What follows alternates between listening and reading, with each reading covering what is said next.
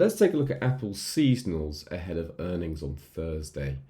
Now, tech stock earnings have been pretty strong so far this year, with Apple's earnings due out after the close on Thursday. So-called FANG Plus stocks have been able to offset some of the banking fears with pretty decent earnings from Meta, Amazon, Netflix, and all on the whole have reported decent earnings. Microsoft too. Now, Apple is the next tech giant to report.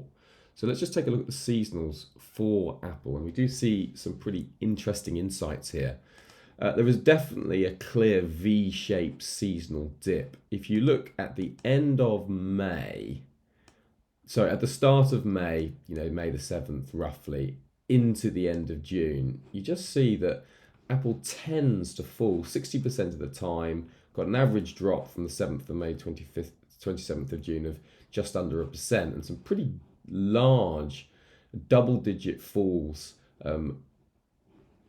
in 2022, 2019, 2013, 2006, 2002. So there are some pretty, there is a bias for falls, and on average it drops minus 0.88%. However, you can see that when you get to the end of June into the start of September, you can just see that sort of seasonal pattern turns around quite nicely, and there's an 80% winning trade percentage with an average return of 13.22%.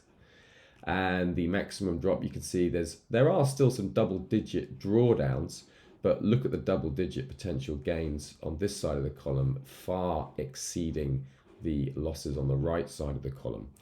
So does this mean that any dip in Apple stock on disappointing earnings is a dip worth buying? The major trade risk here, of course, is to do with the path of US rates and whether or not the US avoids an economic hard landing, as well as the specific details for Apple stock. Remember, don't just trade it, but Seasonax it.